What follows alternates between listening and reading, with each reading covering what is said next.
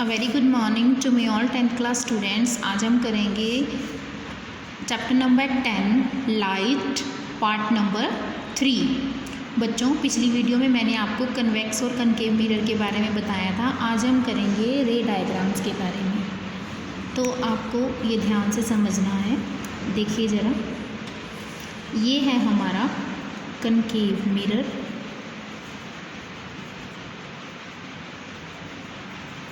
और ये है हमारा कन्वेक्स मिरर। ये बच्चे रे डायग्राम्स बहुत ज़्यादा इम्पॉर्टेंट हैं। यहाँ देखिए, सबसे पहले हमने क्या ड्रॉ करना है। सबसे पहले हमने मिरर ड्रॉ किया। ये लाइट कलर जो है आपको नज़र आ रहा है ग्रे, ये पॉलिश है और ये अंदर वाला हिस्सा रिफ्लेक्टिंग सरफेस है।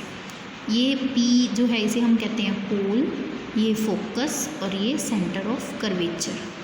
ओके, फोकस से लेकर पोल तक का जो डिस्टेंस होता है उसे बोलते हैं हम फोकल लेंथ।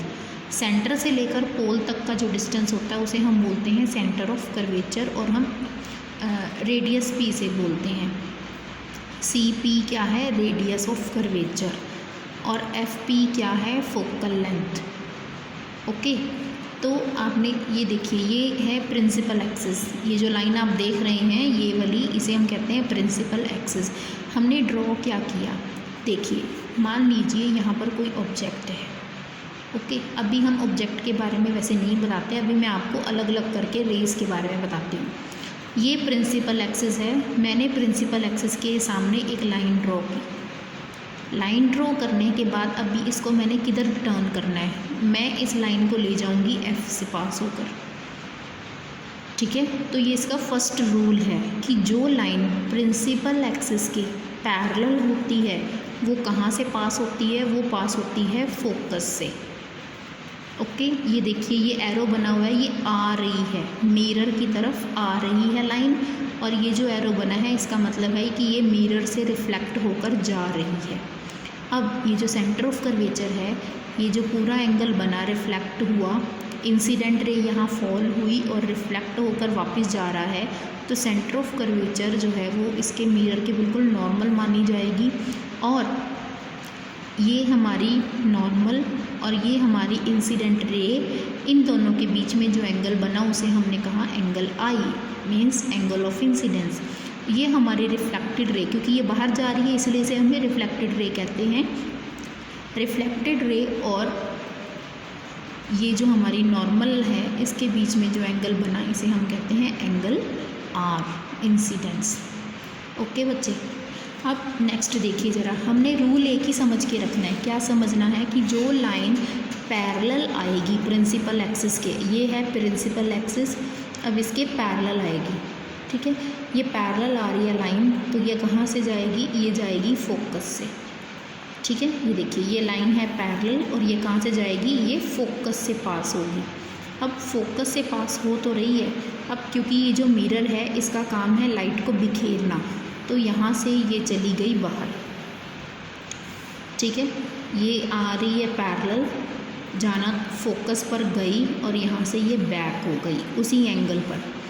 और यहाँ पर हमने क्या किया था? सेंटर ऑफ कर्वेचर को डाला था ना एंगल के बीचों बीच, तो यहाँ से फिर से ये सेंटर ऑफ कर्वेचर है, यहाँ से ये बिल्कुल इस एंगल को कट कर रही है। तो देखो, यहाँ से लाइट आ रही है और यहाँ से लाइट जा रही है। ठीक है, तो ये जो लाइट आई है इसे बोलते हैं इंसिडेंट, और ये जो सेंटर ऑफ कर्वेचर की लाइन ड्रॉ की ये है नॉर्मल। तो इंसिडेंट रे और नॉर्मल के बीच में जो एंगल बना वो बना angle of incidence, that is I.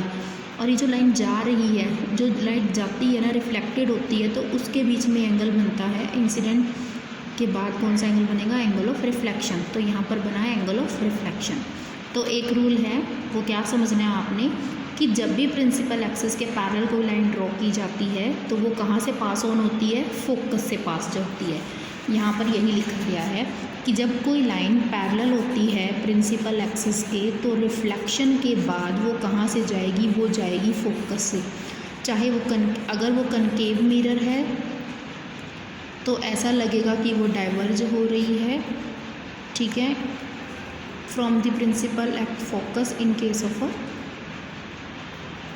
Mirror. तो यहाँ से तो वो कनकेव में तो फोकस से जाएगी और कन्वेक्स में वो फोकस से दूर जाएगी।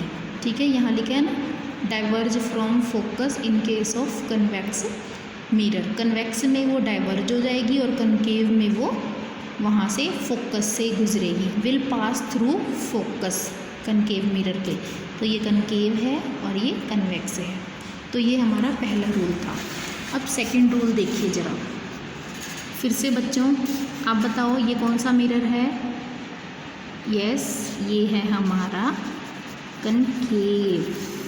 ओके, और ये है हमारा कन्वेक्स। अब देखो ये लाइन तो पहले से ही ड्रॉ है, दिस वन। ओके, हमने क्या किया, अब जो लाइन है वो कहाँ से आ रही है? अब वो आ रही है फोकस से। देखो अब ये पैरेलल नहीं है, ये कहाँ से आ रही है? ये देखो आ रही है ना, मिरर की तरफ आ रही है। तो ये एरो आ रही है फोकस से गुजरती हुई, पोल के नीचे यहाँ मिली। अब ये कहाँ जाएगी? अब ये जाएगी पैरेलल। ये हम खुद ड्रॉ कर रहे हैं।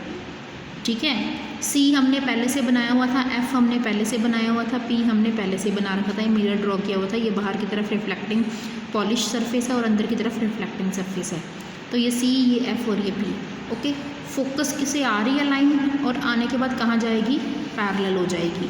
फिर से ये सी, इस एंगल के बीचों बीच लाइन ड्रॉ किया जाएगा। जो लाइन आई है और जो सी से लाइन ड्रॉ हुई है, इन दोनों के बीच में बना एंगल ऑफ इंसिडेंट। और जो लाइन जा रही है मतलब कि रिफ्लेक्ट बैक हो रही है, उसमें बनेगा एंगल आर। बिल्कुल इसी तरह से यहाँ भी सेम है। अब लाइट आई है, कौन सी आई है? ये नहीं है ड्रॉ की, पहले ये आई है। ये आई है फोकस से। आने के बाद इसने कहाँ जाना था? ये पैरेलल हो गई है। तो हमने, क्योंकि रूल है हमारा, ये क्या रूल है कि जब कोई रे फोकस से होकर गुजरती है, अगर वो कनकेव मिरर है तो वो किधर जाएगी? Directed towards the principal concave mirror. Ray passing through the focus of concave mirror, जो कि directed towards the principal focus, तो वो प्रिंसिपल फोकस की तरफ चली जाएगी। दूसरी केस में कन्वेक्स मिरर में क्या होगा? Will emerge parallel to the principal axis. तो यहाँ ये लाइन आई फोकस पे, आने के बाद ये प्रिंसिपल एक्सिस के पैरेलल हो गई। तो ये आने का साइज है, देखो ये आने का साइन है, आने का, आ रही है ये मिरर की तरफ और ये जा रही है। तो जो आई है, इंसिडेंट हुई है फोकस पे, ठीक है, और ये फोकस से वापस चलेगी, पैरेलल होगी है ना ये। अब ये किसके पैरेलल है? इस लाइन के पैरेलल। इसे हम क्या कहते हैं? Principal axis. तो ये यहाँ से चली गई है वापस। तो आई है और ये लाइन, इन दोनों के बीच में बना angle I, angle of incidence. और ये जो जा रही है, रिफ्लेक्ट बैक हो रही है, तो बनेगा एंगल आर। ओके बच्चों, तो ये इसका सेकंड रूल है। हमें रिफ्लेक्शन, जो हम रे डायग्राम ड्रॉ करते हैं, इतने मुश्किल लगते हैं ड्रॉ करने बच्चों को, तो इस तरीके से आप इसको ईजीली कर सकते हैं। नेक्स्ट देखिए, नेक्स्ट हमारा बहुत ही ईजी है। वो क्या है कि अगर कोई लाइन कर्वेचर से जाती है, ये कर्वेचर है, अगर कोई लाइन कर्वेचर से पास ऑन होती है तो वो कर्वेचर से ही वापस लौट जाती है। तो देखो ये आई, आने का साइन और ये जाने का साइन, तो एंगल बनेगा ही नहीं, क्योंकि एंगल कौन बनाता है? एंगल बनाती है सेंटर ऑफ कर्वेचर से लाइन ड्रॉ जाती होती है, नॉर्मल जाती है वो, ठीक है। तो ये जा ही नहीं रही है। बिल्कुल इसी तरह से ये हमारा दूसरा मिरर, ये तो था हमारा कनकेव और ये है हमारा कन्वेक्स। इसमें देखिए ज़रा, ये लाइन है, अंदर की तरफ पॉलिश की हुई है, बाहर की तरफ रिफ्लेक्टिंग है ये। तो सेंटर से गई और सेंटर से ही आई, पहले आई है फिर गई है, ठीक है। तीसरा रूल क्या है? तीसरा है कि पोल पर अगर कोई लाइन पोल से जाती है, तो ये कौन सी लाइन होगी? प्रिंसिपल एक्सिस, मतलब आ रही है ये लाइन बिल्कुल पोल पर, तो ये बिल्कुल वहीं से ही वापस चली जाएगी। तो ये जो प्रिंसिपल एक्सिस है, प्रिंसिपल एक्सिस और इंसिडेंट रे, इन दोनों के बीच में बनेगा एंगल आई। प्रिंसिपल एक्सिस और ये रिफ्लेक्टेड रे, इन दोनों के बीच में बनेगा एंगल आर। और बिल्कुल इसमें भी ये दूसरी तरफ देखिए, यहाँ पर भी क्या हुआ? यहाँ पर भी बिल्कुल वही है, ये हमारा पोल है, क्योंकि इसमें रिफ्लेक्शन इस हिस्से से होनी है, इसलिए लाइन इधर आ रही है। यहाँ पर रिफ्लेक्शन अंदर वाले हिस्से से होनी है और यहाँ रिफ्लेक्शन बाहर वाले हिस्से से होनी है, ठीक है। अंदर की तरफ से तो ये पॉलिश है, बाहर वाले हिस्से से होनी है। तो ये लाइन आई बॉल के पर, ठीक है, और ये प्रिंसिपल एक्सिस के बीचों बीच कट होके वापस चली गई, तो एंगल आई जो है वो एंगल आर के इक्वल है।